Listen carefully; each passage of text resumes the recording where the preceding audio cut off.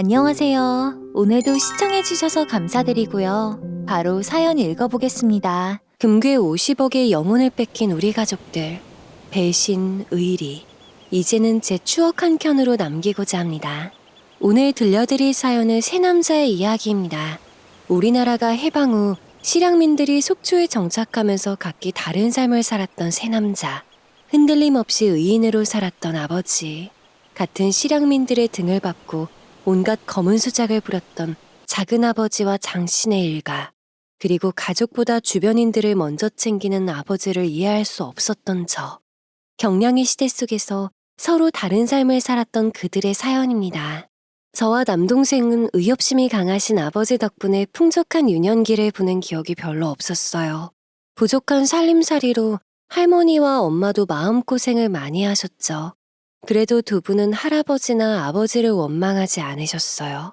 하지만 저는 너무나 불만이었습니다. 집안에 들락거리는 선원들도 미웠고 가족보다는 먼저 선원들과 주변인부터 챙기는 아버지도 미웠습니다. 다른 친구들 아버지는 해외 건설 현장에 몇 년 나갔다 올 때마다 멋진 옷과 운동화를 사들고 돌아왔거든요. 우리 아버지도 뱃사람 말고 친구들 아버지처럼 외국에 나가서 돈을 벌어오길 바랬습니다. 그럼 저와 남동생도 멋진 옷과 나이키 운동화를 신을 수 있다고 생각했으니까요. 엄마, 나도 하얀 운동화 사줘. 미자가 미제 운동화 샀다고 자랑했단 말이야. 나도 나이키 사달라고. 어린 나이에 저는 그 당시 고가의 외국 브랜드의 운동화가 너무 신고 싶어서 사달라고 졸랐던 적이 있었습니다. 친구의 아버지가 해외에서 사왔다는 하얀색 나이키 운동화. 하얀색 운동화를 신고 자랑을 하던 그 친구가 너무나 부러웠었죠. 그리고 꿈에 그리던 운동화를 아버지가 사들고 오셨는데 그것이 프로스펙스 운동화였습니다. 자, 설날 선물이다. 여기 F 로고가 멋있지 않니? 미연이 거는 빨간색, 동준이 거는 파란색이다. 저는 세련된 외국 브랜드가 아니라고 투덜거렸지만 남동생은 그 운동화를 받고 얼마나 좋아하던지요. 그날 밤 꼭 껴안고 잠을 자더군요. 그 모습에 아버지가 남동생의 머리를 쓰다듬는 것을 보았는데 왜 괜히 마음이 울컥했는지 저도 모르겠습니다. 그래서였을까요? 처음으로 아버지에게 받았던 그 운동화는 닳도록 신고 다녀 해줬는데도 깨끗이 빨아서 지금까지 가지고 있어요. 늘 우리만 봐주기를. 다른 친구들 아버지처럼 가족 먼저 살뜰히 챙겨주는 아버지를 말했습니다. 안녕하세요. 속초에서 살고 있는 50대 중반의 여성입니다. 속초에는 유명한 아바이 마을이 있는데 이곳은 순대 집들이 즐비어 있는 곳으로 유명해요. 저도 이곳에서 순대국밥집을 운영한 지 30여 년이 되어가네요. 아바이란 말은 함경도 사투리인데 이곳 속초 청우동이 아바이 마을로 불리게 된 것은 일사후퇴 때 피난민들 때문이었어요. 당시 함경도 일대의 피난민들이 휴전선이 가까운 바닷가 허허벌판에 집을 짓고 집단 촌락을 형성했던 곳이 이곳 청우동입니다. 제 할아버지도 함경도 피난민으로 이곳에 터를 잡고 고향을 그리워하면서 어부의 삶을 살았습니다. 할아버지와 할머니는 이곳을 제2의 고향이라고 말씀하시곤 하셨죠. 고향을 바라보며 살다 보니 어느새 이곳이 진짜 고향이 되어버렸어. 이곳은 우리에게 많은 것을 주기도 했지만 가장 소중한 것을 빼앗아 가기도 했지. 그 한 많은 세월을 참으로 즐기게도 살아왔어. 이제 나도 가야 할 때가 된 것 같아. 우리 영감이랑 아들이 마중을 나왔으려나. 조부모님은 새로운 삶을 살게 해준 이곳에서 함께 피난 온 실향민들과 도우며 살았습니다. 고기잡이를 할 수 있는 어선이 있었기에 남들보다 살아가는데 여유가 있었다고요. 그리고 먼저 정착을 하고 살았기에 이곳 청우동 일대가 거의 조부모님 땅이었습니다. 그래서 어려운 이웃에게는 땅도 나눠주고 함께 조업도 해가면서 그들이 이곳에서 자리를 잡을 수 있게 도우셨답니다. 그렇다 보니 이곳에서 자리를 잡고 살아가는 실향민들은 할아버지를 믿고 따랐습니다. 세월이 흐를수록 그들과 희로애락을 함께하니 존경을 한몸에 받게 되었죠. 자연스럽게 마을의 일들을 이끌어 나가는 어른이 되셨습니다. 그렇다 보니 할아버지를 시기하는 무리들도 있었어요. 꼭 색안경을 끼고 보거나 2인자로 만족할 수 없는 누군가가 있기 마련이었죠. 할아버지와 비슷한 시기에 피난을 온 장신의 할아버지가 그런 사람이었습니다. 자신이 1인자가 되어야 하는 것은 물론 욕심도 많아서 수단과 방법을 가리지 않는 비열한 부류였습니다. 덩치도 좋아서 싸움도 제법 하고 다녀서 주변에는 항상 질이 안 좋은 사람들이 모여들었어요. 그리고 할아버지가 하는 일들을 못마땅해 하면서 시비를 걸어왔습니다. 어이, 이씨, 그쪽이 뭔데 여기를 마음대로 주무르고 다니는 거야? 여긴 원래 내 구역이었어. 남의 구역에서 그렇게 설치고 다니면 쓰나? 장신의 할아버지는 시시콜콜 시비를 걸었고 마을 사람들에게 이상한 소문을 내는 등 할아버지와 악연은 그렇게 시작되었습니다. 그 악연은 아버지 때까지 이어져서 저희 가족들과도 안 좋은 사건으로 이어졌어요. 장신의 집안은 그렇고 그런 사람들을 모아서 점점 세력을 넓혀나갔습니다. 그 후손들도 돈을 벌기 위해 수단과 방법을 가리지 않았죠. 어선은 물론 소위 말하는 일수부터 선술집까지 당연히 뒤처리를 해주는 무리까지 있었습니다. 저희 집안이 사람을 먼저 생각했다면 장신의 집안은 사람을 이용해서 밟고 올라서는 집안이었습니다. 원래 악인들이 더 질긴 삶을 살고 선한 사람들은 단명한다고 했던가요? 주변의 사람들을 먼저 생각하던 할아버지는 50대의 젊은 나이에 바다에서 돌아가셨습니다. 만선의 꿈을 안고 조업을 나가셨다가 갑작스러운 돌풍이 몰아쳐서 목숨을 잃으셨어요. 이때 할아버지는 구명된 목에 선원들을 먼저 대피시켰고 자신은 구조 요청을 하다가 배와 함께 바닷속에 수장되셨죠. 할아버지가 돌아가시고 아버진 가장이 되어 어선을 몰고 다니며 조업을 하는 것을 당연하게 생각하셨습니다. 하지만 할머니는 할아버지가 바다에서 돌아가시자 아버지가 배를 타는 것을 말리셨다고 합니다. 그러나 타고나기를 뱃사람으로 태어난 아버지는 다른 일은 생각조차 못 해봤다고요. 아버지가 할아버지와 마찬가지로 어려운 선원들을 이끌고 함께 조업을 다녔지만 작은 아버지는 아버지와 정반대의 성격이었습니다. 비린내 나는 이곳이 싫다며 일찌감치 고향을 떠나 도시로 나갔어요. 저기 주렁주렁 걸려있는 생선 대가리들 냄새도 싫고 맨날 구질구질한 이 집구석도 신물이 나요. 난 아버지와 형처럼 살지 않을 거예요. 도시로 나가서 보란듯이 성공할 거라고요. 항상 불만도 많고 야망도 컸던 작은아버진 고등학교를 졸업하자마자 어촌마을인 이곳을 떠났습니다. 그때 할머니는 작은아버지도 아버지를 도와 이곳에서 자리를 잡기 원하셨어요. 극지로 나가봤자 집 나가면 고생이라면서요. 하지만 아버진 말리지 않으셨고 엄마는 없는 살림에 모아두신 비상금 100만 원을 작은아버지에게 노잣돈으로 쥐어주셨습니다. 도련님, 이거 가지고 서울 가서 꼭 성공하세요. 도련님만이라도 넓은 세상에서 성공해서 살았으면 좋겠어요. 맏며느리였던 엄마는 작은아버지가 꼭 성공해서 잘 살기만을 바라셨어요. 외할아버지와 외삼촌도 고향에서 어부였는데 할아버지처럼 멀리 조업을 나갔다가 풍랑을 만나 목숨을 잃으셨습니다.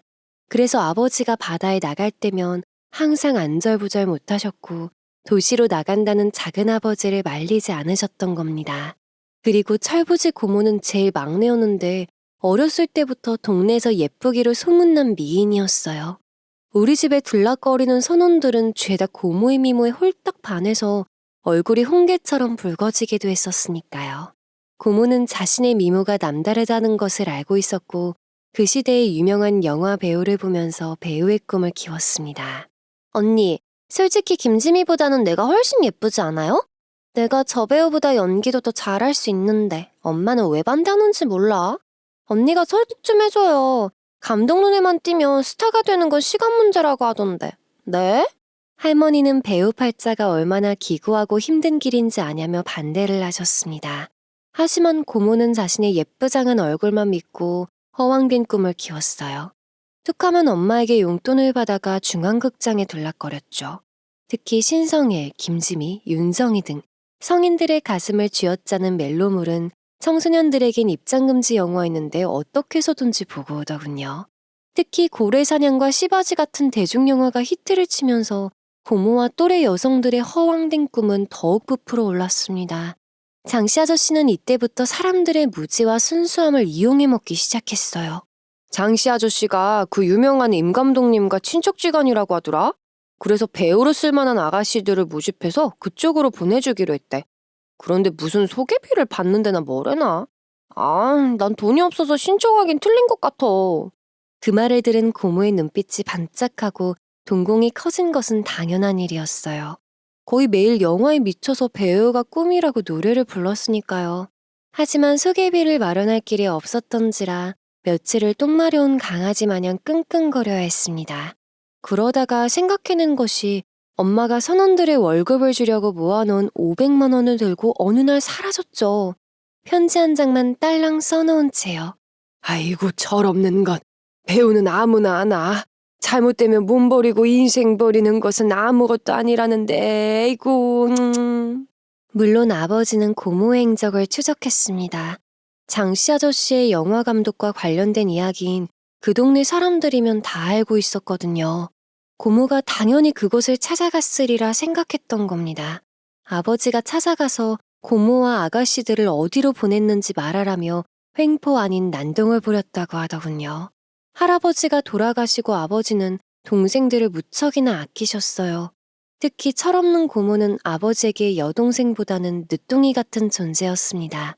돈이 문제가 아니고 고모가 상처를 입고 마음고생을 할까봐 걱정이 되셨던 거죠. 아버지와 엮여서 좋을 게 없다고 판단한 장씨 아저씨는 순순히 고모를 돌려보냈습니다. 오히려 방방 뛰고 불같이 화를 낸 것은 고모였습니다. 고모가 뭔데 내 꿈을 산산조각 내는 거야. 이까지 돈 500만 원이 아까워서 그래? 다 필요 없어. 오빠가 반대도 어떻게 해서든지 배우가 되고 말 테야. 아버지한테 눈이 뒤집혀서 대드는 고모의 모습에 할머니와 엄마는 충격을 받으셨습니다. 아버지가 작은 체구의 고모를 어쩌지도 못하고 당황을 하자 할머니는 가위와 바리깡을 가져오라며 불호령을 내리셨죠. 어린 나이였던 저는 할머니가 바리깡을 왜 찾나 했습니다. 그리고 지금도 생생하게 생각나는 것이 고모의 삭발 모습이었어요. 할머니는 고모가 또 허튼 짓을 할까봐 아예 머리를 박박 밀어버리고 방에다가 가둬놓으셨죠. 고모는 반항을 하기도 발버둥을 쳐가며 용을 썼습니다. 하지만 아버지도 굳게 마음을 먹고 고모를 잡고 있던 터라 꼼짝없이 떨어지는 머리카락만 바라볼 수밖에 없었습니다.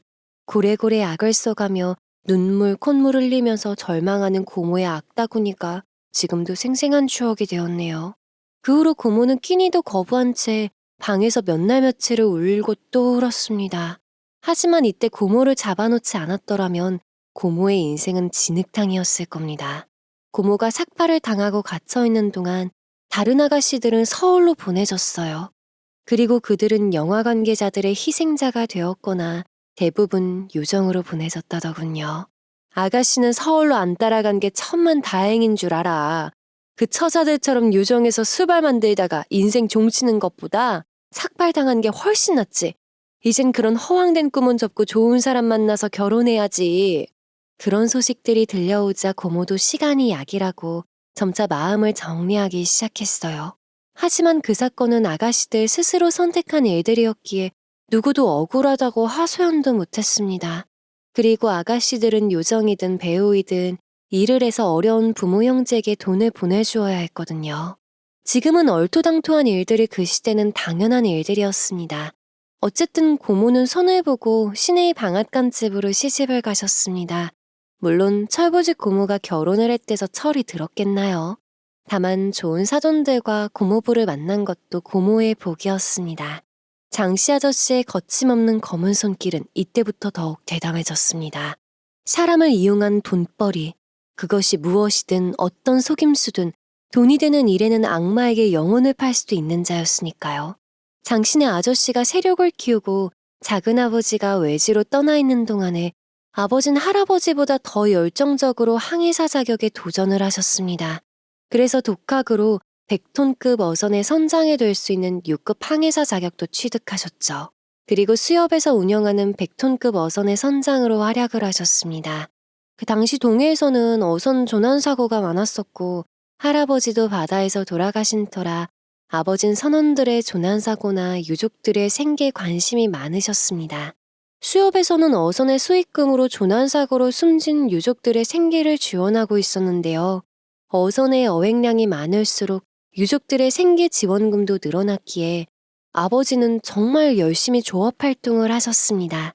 어민과 유족들에게 있어 아버진 우상 같은 존재가 되어 가셨어요. 비록 말이 없는 과묵한 성격이셨지만 주변인들에게 베푼 인정은 남달랐습니다. 어느 해에는 엄마가 아버지에게 하소연하는 소리를 들은 적이 있습니다. 그날은 아버지가 오징어 4~5획상을 받아 수협에서 두둑한 상금을 받으신 날이었어요.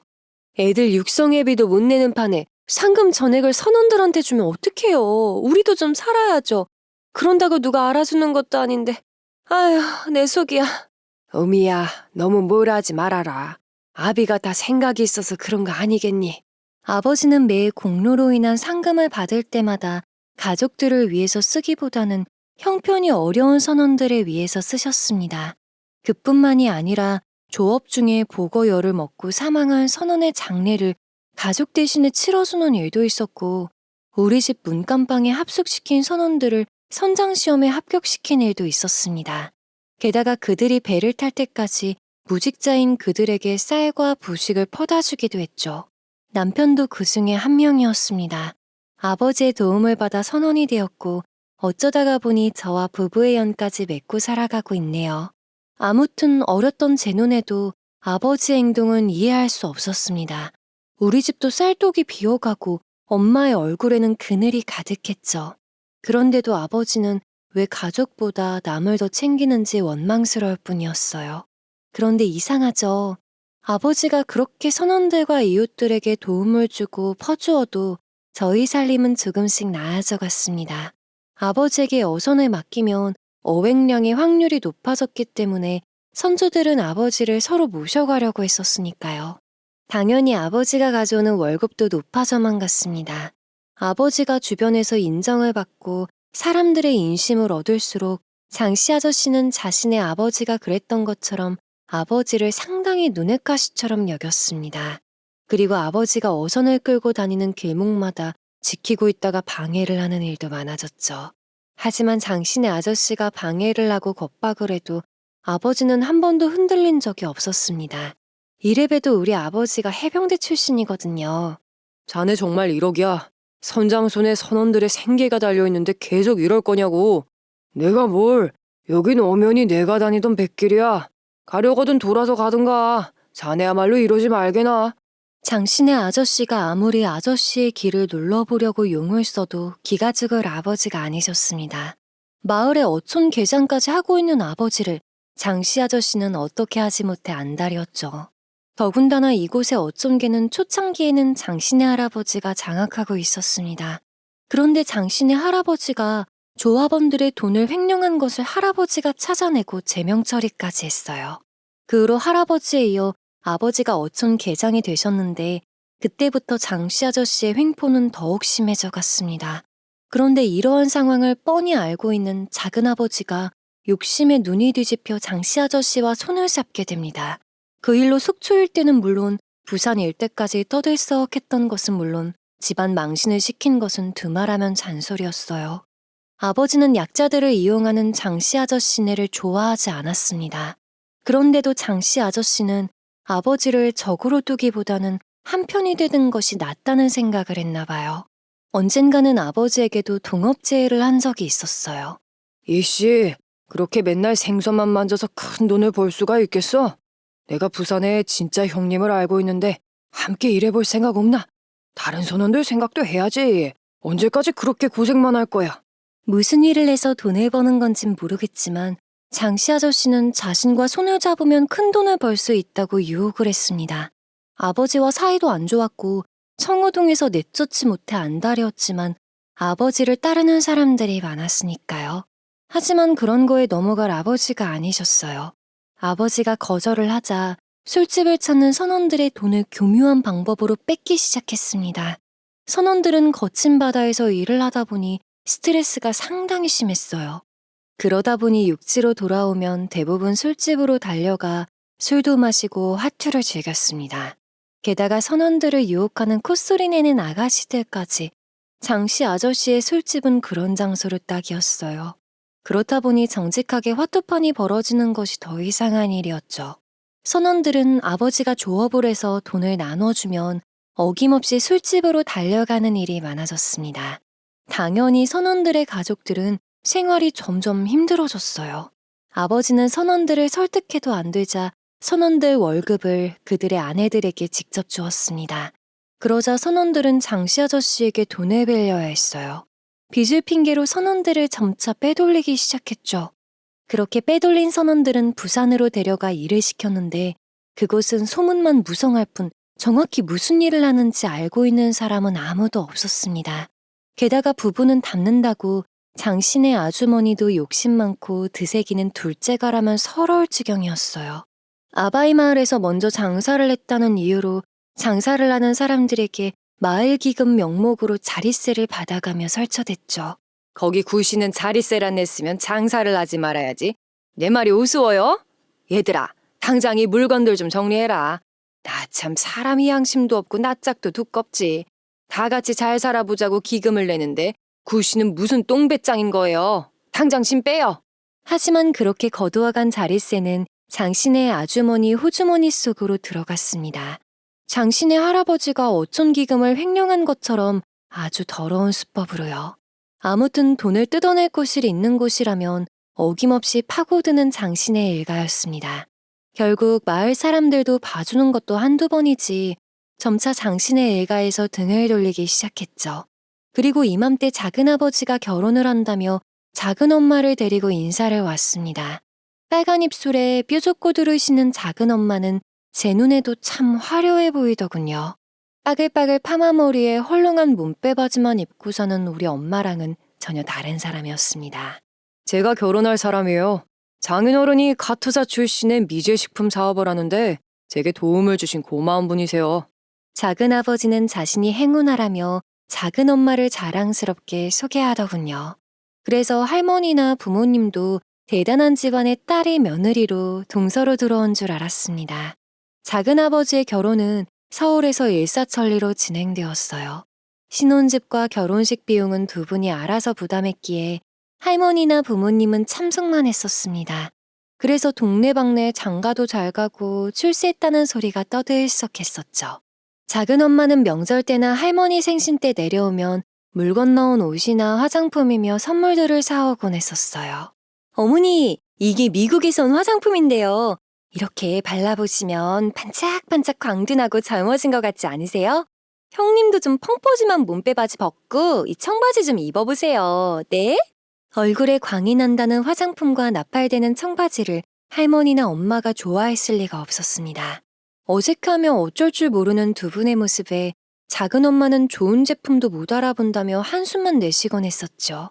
그리고 다음 해부터는 미제통조림과 커피 같은 식품 종류만 들고 내려오더군요.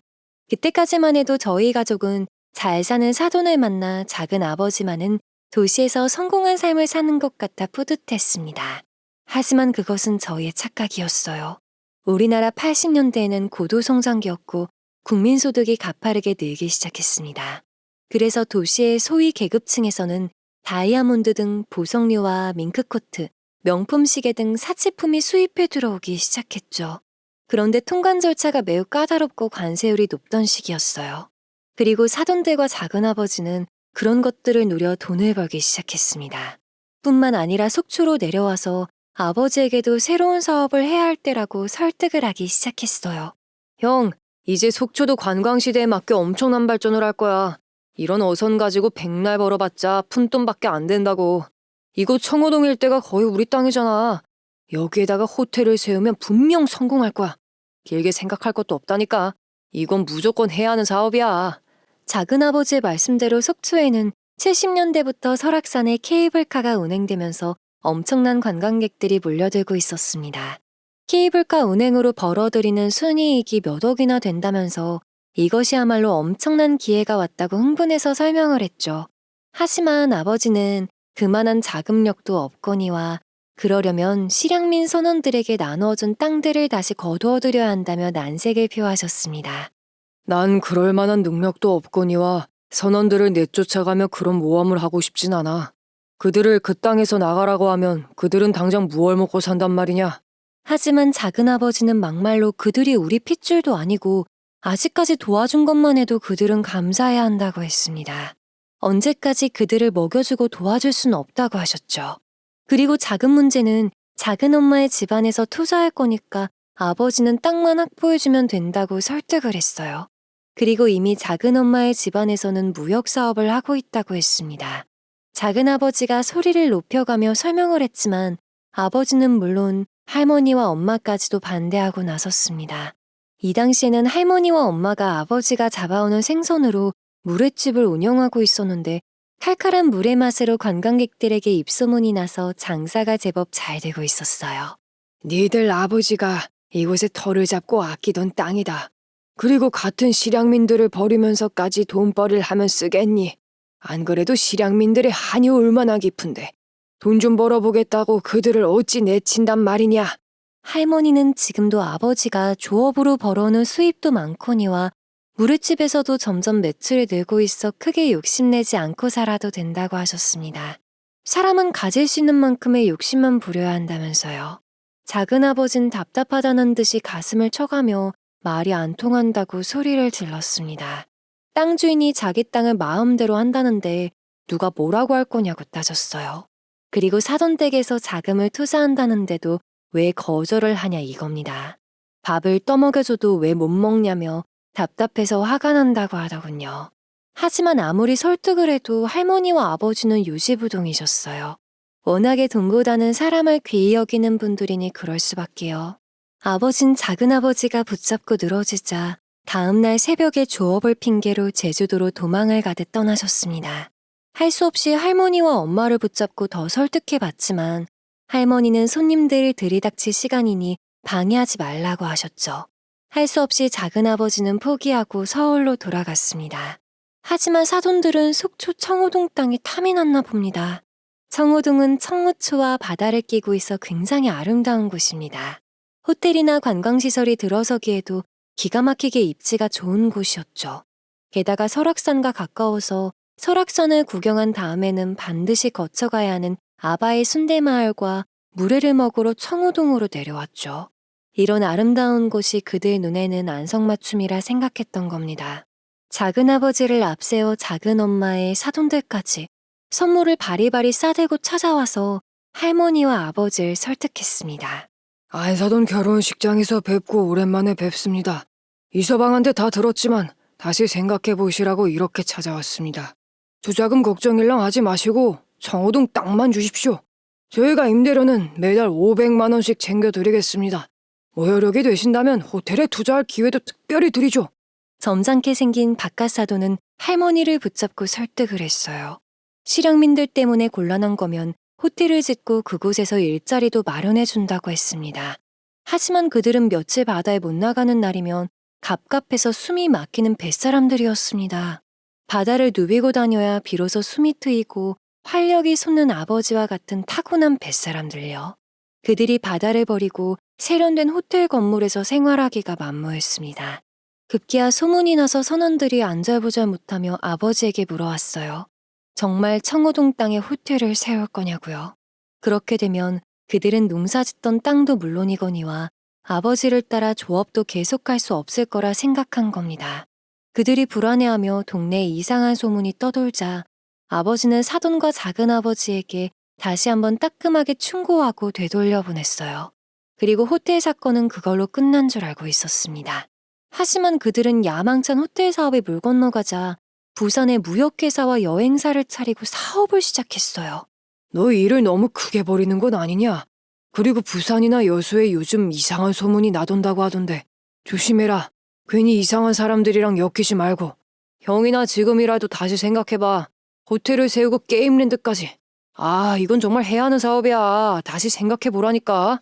하지만 그것은 허울 좋은 속임수에 불과했습니다. 그 당시에는 여행도 비즈니스가 아니면 소위 상류층 주부들만 가능하던 시기였어요. 작은아버지네는 서울과 부산을 오가며 무역회사와 여행사를 운영했습니다. 얼마 지나지 않아 속초에도 작은 사무실을 차리고 부산을 통한 일본 여행을 할 수 있다고 홍보하기 시작하더군요. 속초 이곳저곳에 일본 여행 홍보 자료를 돌리고 여행사에서 일할 사람들도 구하기 시작했죠. 그런데 특이했던 게 여행사에서 일을 하면 일본 여행도 자유롭게 할 수가 있고 돈도 벌 수 있다는 점이 특이하더군요. 그것이 바로 보따리상이었다는 사실을 나중에 알게 되었네요. 그때 저는 고등학교를 졸업하고 속초의 K사의 전자제품 대리점에서 일을 하고 있을 때였습니다. 전자제품 대리점에서 일하다 보니 신기한 물품들이 참 많았어요. 그 중에서도 선풍적인 인기는 전기밥솥이 압도적이었습니다. 전기만 꽂으면 척척 구슬구슬한 밥이 되는 것이 여간 신기한 것이 아니었거든요. 일본 출장을 가는 사람들은 너도 나도 할 것 없이 양팔에 하나씩 사들고 오는 것이 코끼리 밥솥이었죠. 이 당시 코끼리 밥솥의 인기는 오늘날 구치백 이상으로 여행객들의 필수 구매품이자 주부용 선물 1순위였습니다. 하지만 그것도 상류층 주부들만 명확한 이해관계가 있어야 여행이 가능했던 시기였기에 보따리상들이 떼돈을 벌던 시기였습니다. 작은아버지, 나도 여행사 일하면 안 돼요? 이거 완전히 여행도 하고 돈도 벌고 일석이조인 직업 같은데 이런 일 있으면 조카부터 챙겼어야지. 너는 안 돼. 그냥 대리점 일이나 열심히 해라. 이런 일은 주부들이 해야 하는 거야. 저도 일본 여행을 하면서 돈 벌 수 있다는 소리에 귀가 번쩍해서 작은아버지를 조르자 이상하게 당황하는 모습을 보였습니다. 왜 저는 안 되고 주부들만 된다고 하는 건지 이해할 수가 없었죠. 그리고 그 이유는 몇 달 지나자나 알 수가 있었어요. 속초의 노래교실 주부 20여 명이 작은아버지의 여행사를 통해 일본 여행을 다녀오는 것이 시작이 되었어요. 목적은 일본의 부인애와 자매 결혼을 맺는다고 했는데 역시나 그들의 양손에도 밥솥이 들려 있었죠. 아는 사람들은 일본 여행을 가는 사람들이나 지인들에게 밥솥을 구해달라고 애원하기 시작했어요. 그리고 작은아버지의 여행사에 가면 밥솥을 구할 수 있다는 소문이 나돌기 시작했습니다. 미연 엄마네는 아직도 밥솥 없어? 아니, 미연이 작은아버지가 안 구해다 줬어? 여기 사람들 다 거기 가면 구할 수 있다고 해서 너도 나도 다 거기다 예약해놓고 오잖아. 그래요? 그래도 나는 아직 가마솥에다가 해먹는 밥이 제일 맛나더라고요. 밥솥이 편하긴 해도 가마솥 맛은 안 나잖아요. 식당 손님들도 가마솥 밥을 더 좋아해요. 그렇게 이 일대에서도 작은아버지의 여행사와 밥솥은 화제거리를 몰고 다녔습니다. 그래서 한 번은 아버지가 작은아버지에게 물은 적이 있었어요. 여행사에서 밥솥을 구할 수 있다는 것이 사실이냐고요. 워낙에 밀수꾼들이 판을 치던 시기였으니 걱정이 되셨나 봐요. 작은아버지는 무역 사무실에서 들여오는 건데 문제가 될 건 없다고 걱정하지 말라고 했답니다. 하지만 이것은 시작에 불과했습니다. 노래교실 주부들은 툭하면 일본 여행을 가는 일이 잦아졌습니다. 그들은 일본의 한 부인애와 자매 결혼을 한다는 것은 핑계였고 대부분 쇼핑을 했습니다. 그리고 밥솥이며 손목시계, 화장품 등을 무더기로 사가지고 들어왔죠. 이들은 단순한 쇼핑이라고 했지만 휴대폰 과다 반입으로 사회적 문제가 되었습니다. 결국 부산과 속초 시내가 시끌벅적해졌고 나라 전체가 떠들썩해졌어요. 검찰까지 나서서 작은아버지의 여행사를 조사했습니다. 그리고 외환관리법 위반으로 영업정지와 벌금형을 받았죠. 그리고 여행사에서 일했던 직원들은 모두 보따리상으로 불법으로 금붙이나 시계 등을 몸에다가 숨기고 들어오는 일을 했다고 하더군요. 그러니 제가 여행사 일을 하겠다고 했을 때 작은아버지가 안 된다고 했었나 봐요. 작은애 너 그렇게까지 법을 어기면서까지 돈을 벌어야겠니? 너 때문에 네 아버지가 베풀었던 선행들도 모두 색안경을 쓰고 보는 것 같다. 적어도 살면서 부모 얼굴에 먹칠은 하지 말아야지. 정직하게 일해서 돈 벌 생각을 해야지. 엄마, 전 불법적인 일은 하나도 한 것이 없어요. 여행하면서 마음에 드는 물건 몇 개 더 사가지고 왔다고 영업정지 벌금까지 내라니 너무 억울하다고요. 작은아버지의 사건으로 동네 사람들은 수군거렸고 할아버지와 아버지의 선행까지 색안경을 쓰고 보는 사람들도 있었습니다. 하지만 작은아버지는 자신이 무엇을 잘못했는지 모르겠다며 억울하다고 말했습니다. 그리고 법적인 제재를 당하고 여행사가 영업정지를 당하자 다른 방식으로 사돈들과 일을 벌였습니다. 그들의 원래 꿍꿍이가 본격적으로 드러나기 시작했죠. 아주 간이 배 밖으로 나왔으니 그런 일들을 꾸민 거겠죠. 한 달 후 작은아버지와 바깥사돈은 아버지에게 한 가지 제안을 해왔습니다. 잡아들인 생선들을 속초 업판장에 넘기는 것보다 일본으로 수출하면 더 많은 돈을 벌 수 있다고 한 겁니다. 그리고 돌아올 때는 일본의 가전제품이나 다른 것들을 가득 싣고 돌아오면 된다고 했죠. 이미 부산에서 일본을 오고 갈 배와 계약이 되어 있다며 부산에 가서 생선을 넘기고 물건들을 싣고 오기만 하면 된다고 했답니다. 그럼 아버지와 선원들은 지금보다 훨씬 몇 배는 많은 돈을 벌 수 있다고 설득하기 시작했습니다. 인생 뭐 별거 있습니까? 언제까지 생선 비린내만 맡으면서 살 생각이십니까? 그러지 말고 우리가 제안한 일본과 일을 1년만 하면 평생 돈 걱정은 하지 않고 살 수가 있어요. 식당에서 고생하시는 사돈들 생각도 하셔야죠. 솔직히 아버진 그들의 설득에 잠깐 흔들리기도 하셨었나 봐요. 자신은 둘째치더라도 선원들이 많은 돈을 벌어서 더 이상 험한 바다에서 고생하지 않아도 된다는 소리에 마음이 약해지셨던 거죠. 원래 바다라는 것이 언제 돌변해서 거친 풍랑이 일어 조난을 당할지 모르는 위험한 상황이 많았으니까요. 고민을 하시던 아버진 선원들과 의논을 했는데 의견이 반반으로 나뉘었다고 해요. 그 중에 남편은 아버지의 뜻에 따르기로 했습니다. 그리고 할머니는 아버지에게 뱃사람이 자꾸 욕심을 부리면 안 된다고 충고하셨죠. 결국 아버지가 작은아버지와 사돈댁의 제의를 거절을 하자 작은아버지는 불같이 화를 냈습니다. 형님은 저번에 호텔 건도 그러더니 돈 되는 사업은 죄다 거절을 하고 대체 왜 그렇게 살아요? 그런다고 선원들이 알아주는 것도 아니고 형님이 먼저 해보자고 하면 그들도 덩달아 큰 돈을 벌 수가 있는 건데 다시 생각해보세요. 작은아버지는 부산 선주와 일본 업체와는 나협약이 되어 있는 상태라 시키는 대로만 하면 걱정할 일이 없다고 설득했어요. 하지만 워낙에 보수적이고 할머니의 말씀을 잘 따르던 아버지였기에 욕심부리지 않고 이대로의 생활이 좋다고 거절을 하셨죠. 작은아버지와 사돈은 크게 실망했다며 다른 선원을 찾아 나섰습니다. 그리고 그 과정에서 몇 명의 선원들이 작은아버지를 따라 나섰습니다. 그들은 1년만 고생을 하면 많은 돈을 벌어 여생을 편하게 살 수 있다는 말을 믿었던 겁니다. 그리고 작은아버지와 계약한 선장과 함께 일을 하며 부산을 오가기 시작했습니다. 그런데 하필 손을 잡은 사람이 장씨 아저씨였습니다. 그 소식을 들은 아버지와 할머니는 불같이 화를 냈습니다. 장씨가 어떤 사람인지 뻔히 알면서 손을 잡어? 당장 그만둬. 그런 사람하고는 거래하지 말았어야지. 왜 하필 그 사람인 게야? 부산에서도 이상한 사업을 한다고 소문이 무성한 사람을 말이야. 아버지도 장씨 아저씨와 손을 잡고 일한다는 것이 불안하다며 작은아버지를 뜯어말렸습니다. 하지만 작은아버지는 원래 이런 사업은 발이 넓은 사람과 해야 한다면서 모르면 가만히 있으라고 하더군요. 이 사업에는 장씨 아저씨가 딱이라고 하면서요. 그렇게 두 사람과 사돈들은 부산을 오가며 열심히 뭔가를 실어 나르고 실어 오는 것 같았습니다. 그리고 돈도 많이 버는 것이 확실한지 날이 갈수록 작은 엄마의 옷차림은 화려해져 가더군요. 어느 날은 화려한 화장을 하고 온몸에 보석을 달고 온 적도 있었습니다. 한참 횟감을 썰고 있는 엄마 옆에서 손가락에 끼고 온 큰 다이아 반지를 만지면서 엄마에게 자랑을 하곤 했죠. 형님, 이거 너무 예쁘죠? 이거 몇 캐럿짜리인 줄 아세요? 갖고 싶어도 구할 수가 없어서 못 갖는 물건이라니까요. 우리 그이 말대로 했으면 형님도 진작에 귀부인처럼 살고 있을 텐데 말이에요. 어머님이라도 설득을 하지 그러셨어요. 가만히 보면 어머님은 우리 그이를 너무 못 믿는 것 같다 섭섭할 때가 많아요. 그 소리에 할머니가 쓸데없는 소리 하려거든 나가라며 작은 엄마 얼굴에 생선을 들이밀며 흔들었어요. 비린내가 풀풀 풍기자 작은 엄마는 기겁을 하며 돌아가더군요. 사실 이때 아버지는 자신의 판단으로 남아있는 선원들이 더 고생을 하는 것은 아닌지 불안해하셨어요.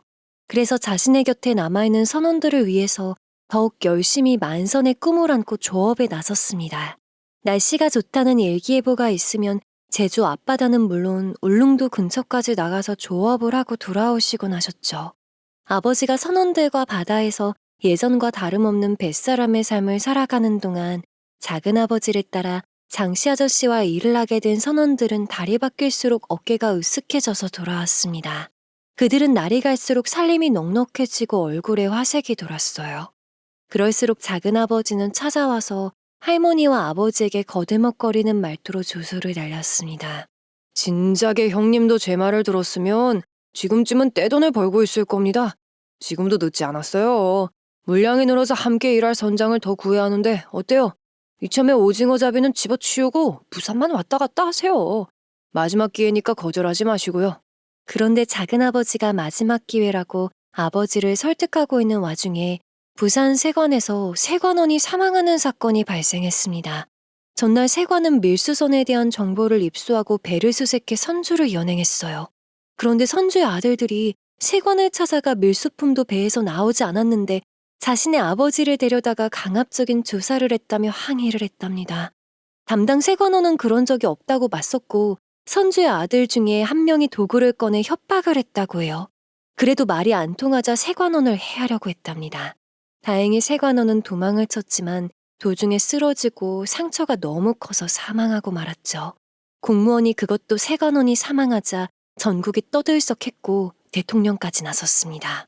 해서 특명감찰반까지 나서서 조사가 이루어졌는데요. 그 세관원을 죽인 이들은 선주의 아들들이 아니라 밀수조 직원이었다고 합니다. 더 충격적이었던 것은 부산의 밀수왕과 작은아버지가 손을 잡고 세관 직원까지 매수해서 그동안 일본을 오가며 밀수를 한 거였어요. 작은아버지는 합법적인 수입 물품이라고 했지만 모두 거짓이었던 거죠. 그리고 부산의 밀수왕을 소개해준 사람이 장씨 아저씨였답니다. 이 사건으로 부산은 물론 전국이 떠들썩해졌어요. 그런 사건이 제 가족하고 연관된 일이었으니 더욱 기함할 노릇이었죠. 난 아무것도 몰랐어요. 다 장인어른과 장씨가 시켜서 한 겁니다. 그냥 일본에서 주는 물건만 받아오면 된다고 했어요. 억울합니다. 정말 억울해요. 엄마와 형님은 나 믿지? 난 아니야. 형님, 요즘 범죄자들 전부 다 정신교육대로 보낸다고 하던데 난 가기 싫어. 형님이 어떻게 좀 해줘봐요. 저야말로 억울합니다. 선주랑 짜고 일을 벌인 사람은 사위랑 장씨예요. 나는 아무것도 몰랐습니다. 저런 쓰레기인 줄 알았으면 내 딸과 결혼도 안 시켰을 겁니다. 저 잡고들 처벌해주세요. 막상 밀수 조직원들과 그들이 줄줄이 쇠고랑을 차게 되자 그들은 서로에게 잘못을 떠넘겼습니다. 그런데 더 기가 막혔던 것은 밀수왕이 세관원 출신이었다는 겁니다. 그러니 세관의 일을 세세히 알고 있는 밀수왕과 장씨, 바깥사돈이 서로 짜고 일을 벌인 거였죠. 게다가 여수나 부산이 통관 절차가 복잡해지자 멀리 떨어진 속초에 사무실을 차리고 일을 벌인 겁니다. 작은아버지도 처음부터 다 알고 일에 가담을 한 거였죠. 그런데 사망한 세관원이 그 모든 사실을 알게 되면서 꼬리가 잡힌 겁니다. 세관원이 사망한 일은 안타까운 일이었지만 이 정도에서 꼬리가 잡힌 것은 다행이었습니다. 작은아버지가 그동안 일본에서 실어 날랐던 밀수품들은 속초의 한 창고에서 발견되었습니다. 그러니 부산의 선박이나 항구 근처에서 당연히 밀수품들이 발견이 안 되었던 겁니다. 창고 안에는 가전이나 금품들뿐만 아니라 하얀 가루까지 있어서 더욱 충격적이었어요. 그리고 선주와 함께 일했던 선원들까지 잡혀 들어가 조사를 받았습니다. 다행히 선원들은 정말 아무것도 몰랐다고 해서 벌금형으로 풀려날 수가 있었습니다. 이 일로 저희 집은 그야말로 초상집이었어요. 아무리 밀수가 판치던 시대였어도 내 형제가, 내 자식이 그런 일에 직접 연루가 되었다면 얼마나 충격이 컸겠어요. 아이고, 내가 인생을 헛살았다. 어떻게 내 뱃속에서 저런 망나니가 나와서 집안 망신을 시키고 나라를 썩게 만드는 게야. 네 아버지가 내려다보고 흘리는 피눈물이 보이지도 않더냐. 차라리 정신교육대에 가서 정신을 차리고 나오거라. 아이고, 내가 더 험한 꼴 보기 전에 죽어야지. 아이고. 작은아버지와 장씨, 밀수왕은 정말로 정신교육대에 끌려가게 되었고 바깥사돈은 징역형을 선고받았습니다. 그 와중에 작은엄마라는 사람은 모아두었던 돈을 가지고 도망을 가다가 잡혀왔더군요. 작은엄마 또한 그동안 여행사와 무역회사랍시고 장부 관리를 해주고 있었으니 명백한 증거들을 가지고 있던 사람이었습니다. 당연히 죄의 값을 받았죠. 그런데도 그들은 자신들이 밀수까지 손을 댄 이유가 모두 아버지 때문이랍니다. 형님이 처음부터 청호동 땅을 내주고 호텔 사업을 했으면 우리가 이런 짓까지 했겠어요? 다 형님 탓입니다. 돈 되는 사업을 물색할 때 접근한 것이 장씨였다고요. 다 형님 탓이에요. 정신교육대는 형님이 가야 한다고요. 그들이 죗값을 받게 되고 선원들은 다시 일자리를 찾아야 했습니다. 아버진 그 선원들을 다시 받아주셨어요. 뱃일이 아니면 아무것도 할 줄 몰랐던 그들을 아버지는 다시 받아들여 예전과 변함없이 대하셨습니다. 이 사건으로 그동안 동네 사람들의 존경을 받아온 집안이었는데 손가락질까지 하는 사람들도 적지 않게 생겨났습니다. 마을 사람들이 아무리 수군거려도 아버지는 묵묵히 선원들과 조업에 나가셨어요. 그리고 예전보다 더 열심히 일을 하셨습니다. 마치 작은아버지의 죗값을 대신 갚듯 선호동의 주민들을 위해 마을 기금에도 더 많은 금액을 내놓으셨죠. 할아버지가 그래왔듯이 아버지도 묵묵히 그 길을 걸어 나가셨어요. 할머니는 작은아버지의 사건으로 워낙에 충격이 크셨는지 자리에 몸져눕는 일이 많아졌습니다. 그래도 아버지와 선원들이 멀리 조업에 나가시는 날이면 어김없이 아픈 몸을 일으켜 장독대에 정화수를 올려놓고 정성껏 기도를 올렸어요. 아버지의 꾸준한 노력으로 저희 집안은 다시 주민들의 신뢰를 얻기 시작했습니다. 그리고 저는 25살이 되어 아버지를 따라 선원 일을 하던 남편과 결혼을 하고 가정을 꾸렸습니다. 남편은 아버지의 뒤를 이어 선장이 되겠다고 했었죠. 그리고 아버지를 제일 좋아하고 존경하던 남동생이 해양대학에 합격을 했습니다. 부모님은 그런 남동생을 무척이나 자랑스러워하셨습니다. 아버지는 네가 무척 자랑스럽다. 네 할아버지가 이곳에 정착해 베풀며 살았듯이 우리도 그렇게 살아가는 것이 맞는다고 생각해. 항상 사람을 먼저 생각하는 사람이 되거라. 그리고 며칠 후에 아버지는 선원들과 만선의 꿈을 안고 다시 제주도까지 조업을 나가셨어요. 그때가 한겨울이 지나고 봄이 오는 듯 했지만 유난히 꽃샘추위가 기승을 부리던 변덕스럽던 3월의 어느 날이었습니다. 하지만 어쩐 일인지 아버지와 선원들이 돌아올 날이 되어도 소식이 없었습니다. 설상가상으로 뉴스에서는 제주도에서 갑자기 돌풍이 몰아닥치는 바람에 피해 어선들이 많을 것 같다는 소식이 들려왔어요. 가족들과 저는 제발 아버지와 선원들이 무사하기만을 간절히 빌었습니다. 집안에서 있기가 두려워 모두 항구에서 덜덜 떨리는 마음으로 기다렸던 것 같아요. 선원들의 가족들은 물론 청호동 주민들이 모두 나와 애타는 마음으로 아버지 어선을 기다렸습니다. 하지만 애타게 기다렸던 선원들의 소식은 목포의 병원에서 치료 중이라고 해서 또 한 번 가슴을 쿵하게 만들었어요. 그리고 더욱 말이 안 되는 일은 아버지는 그 병원에도 안 계시다는 소식이었습니다. 선원들 가족들과 목포병원에 도착을 하니 선원들은 모두 손이고 발이고 동상과 저체온증으로 몰골이 말이 아니었어요. 그리고 남편과 선원들은 면목이 없다는 듯 아버지를 찾으며 고통스러워했습니다. 아버님이 저희만 얼른 빠져나가라고 하고 배와 함께 다른 어선들 구조 신호를 보내야 한다고. 미안해 여보, 내가 아버님을. 내 아들은 아이고 하늘도 무심하시지. 결국에는 내 아들까지 뺏어가다니. 이럴 순 없어. 이러면 안 되지. 아이고. 제주 바다는 이상하게 그날따라 어창이 넘칠 정도로 옥돔이 많이 잡혔다고 합니다. 그래서 아버지와 선원들의 얼굴에는 웃음꽃이 가득했다고요. 슬슬 배를 돌려 집으로 향하려 할 때 고요했던 바다가 갑자기 성을 내기 시작했답니다. 거센 바람과 파도가 몰아치면서 거침없이 어선을 잡아 흔들었다죠. 모두 겁을 먹고 우왕좌왕하자 아버지는 흔들리지 않고 배의 키를 꾹 잡고 파도를 헤치면서 나아가려 했답니다. 하지만 더욱 심해지는 풍랑에 배가 뒤집혀지려 하자 안 되겠다고 판단한 아버지는 선원들에게 모두 배에서 뛰어내려 뗏목에 올라타라고 했습니다. 아버님은요? 어서 여기서 빠져나가야죠. 저희만 보내시면 아버님은 어쩌시려고요? 난 구조 요청을 보내고 갈 거야. 그리고 다른 어선들에게도 SOS 신호를 보내줘야 해. 자네가 저들을 데리고 먼저 뛰어내려. 어서! 남편이 안 된다고 아버지의 팔을 끌어당기자 아버지는 자신도 구조 요청과 신호를 보내고 가겠다고 했답니다. 하지만 불안했던 남편이 계속 매달리자 남편을 직접 끌고 바다로 밀어버렸다고요. 그리고 아버지께서는 끝까지 구조 요청을 했다고 하더군요. 선원들과 다른 어선들이 충분히 구조되고 피할 수 있는 시간을 벌어주기 위해서요. 그때 살아 돌아온 남편과 선원들이 그러더군요. 아버지의 외침은 선원들만이라도 살아남기를 간절히 바랬던 한 인간의 외침이자 절규였다고요. 그렇게 목숨을 건진 선원들과 유족들은 그저 고맙다고 고개를 숙이며 눈물을 흘렸습니다.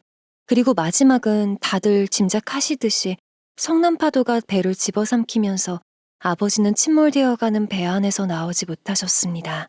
남편과 선원들은 긴박했던 상황들을 전하면서 자신들만 살아남은 상황에 고개를 들지 못하더군요. 아버지가 끝까지 구조 요청을 끈질기게 하신 덕분에 바다에서 표류 중이던 선원들은 목숨을 건질 수가 있었으니까요. 그리고 주위에서 조업 중이던 어선들도 아버지가 보낸 신호로 무사히 돌아올 수가 있었다고요. 그날 꽃샘추위로 바다는 한겨울보다 더욱 매섭고 차가웠습니다.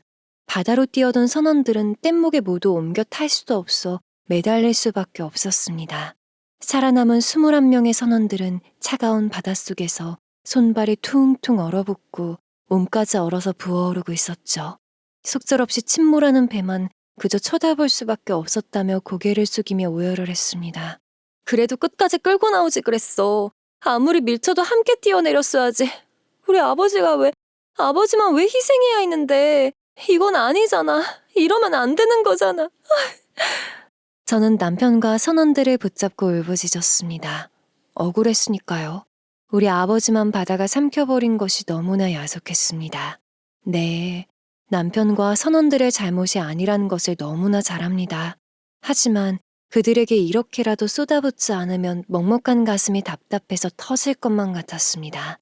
남동생이 그만하라며 두 팔로 말리고 나서야 저도 모르게 남편의 옷깃을 움켜쥐고 흔들던 것을 멈췄습니다.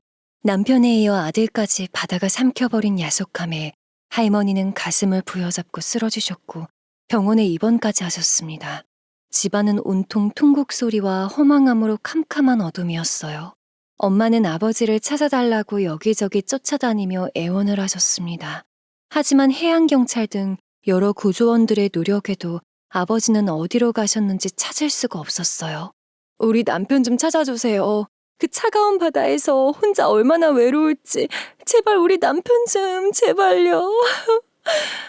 아버지는 끝내 가족의 품으로 돌아오지 못하셨어요. 그렇게 사랑하던 바다의 품에 안겨 영원히 잠이 드셨죠. 가족들은 아버지를 잃은 슬픔에서 헤어나오지 못하고 장례식을 치를 수도 없었습니다. 하지만 마냥 기다릴 수만은 없는 일. 결국은 전국의 어민들이 아버지를 애도하는 어민장으로 장례식이 치러졌어요. 처음에는 목숨을 건진 21명의 선원들로, 그리고 아버지의 신호를 받고 무사히 육지로 돌아온 어선의 선주와 선원들이 아버지의 죽음을 애도했습니다. 게다가 전국의 어민들과 군의 관계자들은 아버지를 의사로 칭하며 훈장까지 주사받았죠. 하지만 그런 것이 무슨 필요가 있을까요? 이미 아버지는 돌아가시고 안 계신 것을요. 아버지는 이런 삶을 원하셨던 걸까요? 왜 그렇게 자신을 희생하면서까지 선원들을 살리신 건지 저는 도저히 이해가 가지 않았어요. 그제야 원망만 하던 아버지의 부재가 너무나 크게 다가오더군요. 이렇게 허무하게 가실 줄 알았으면 좀 더 이해하려고 노력했을 텐데 병원에 누워 계신 할머니와 어민장으로 치러지는 아버지의 장례식을 죽을 힘을 다해 버티고 계신 엄마와 남동생, 문득 예전에 아버지가 들려주신 고래의 이야기가 떠올랐어요. 미연아, 고래는 원래 뭇에서 살던 동물이었어. 그런데도 다시 뭇으로 올라가게 되면 질식사해서 죽게 된단다. 아빠는 고래가 뭇에서 죄를 지어 바다로 쫓겨난 건 아닐까 하고 생각해. 신들을 화나게 해서 원래 고향인 뭇으로 못 오게 벌을 받았다고 말이다. 그리고는 우리 인간들도 신의 뜻을 거스르면 벌을 받는다고 하더군요. 그저 순리대로 살다가 가면 되는 거라고요. 그때는 너무 어려서 아버지가 무슨 말을 하는지 몰랐습니다. 물론 50이 넘은 지금도 순리대로 사는 게 무엇인지, 어떤 삶이 사람답게 사는 건지 알진 못합니다. 그저 아버지의 말씀대로 사람을 우선 생각하는 마음, 선한 마음으로 살아가려고 노력할 뿐입니다. 아버지가 떠나신 후 할머니는 시름시름 앓다가 아버지를 찾아 멀리 떠나셨어요. 그리고 산 사람은 어떻게든 살아간다고 했던가요? 엄마와 저희는 예전처럼 살아보려 했지만 그것은 너무나 힘든 일이었죠. 할아버지에 이어 아버지까지 바다에 뺏긴 상처는 너무나 컸으니까요. 우선 남편부터 다시 배를 탈 수가 없었습니다. 크나큰 트라우마가 생겨 없던 배멀미가 생겼거든요. 엄마도 물회집을 계속할 수가 없어서 저희는 모두 정리하고 아바이 마을에서 순댓국집을 하고 있어요. 고향 음식인 아바이 순대로 달래면서 살았던 실향민들의 그리움의 음식. 그 골목에서 자리를 잡고 살아온 지도 벌써 30여 년이 흘렀습니다. 아버지를 존경했던 남동생은 해양대학을 졸업하고 항해사가 되길 희망했어요. 하지만 엄마의 반대에 부딪혀 중공업회사 입사를 했죠. 더 이상의 상처를 원하지 않았으니까요. 올해도 어김없이 속초시의 한 극단에서는 아버지를 기리는 공연을 한다고 하네요. 선장이었던 아버지의 삶이자 꿈, 용왕님께 선원들의 무사안녕을 바라는 기원을 육지에 털을 잡고 살고 있지만 바다에 나가야 비로소 숨이 쉬어지는 고래처럼 살다 간 아버지의 인생. 엄마의 늘어가는 주름을 보고 문득 거울 속에 비치는 제 주름을 보며 때로는 시간이 너무 빨리 흘러가는 게 아닐까라는 푸념에 어느덧 아버지를 만날 날이 가까워졌네요. 가끔 궁금해지기도 합니다. 아버지가 고래를 만났는지. 창문 너머로 보이는 속초 앞바다의 등대를 뒤로하고 주황빛으로 물들어가는 석양이 보입니다.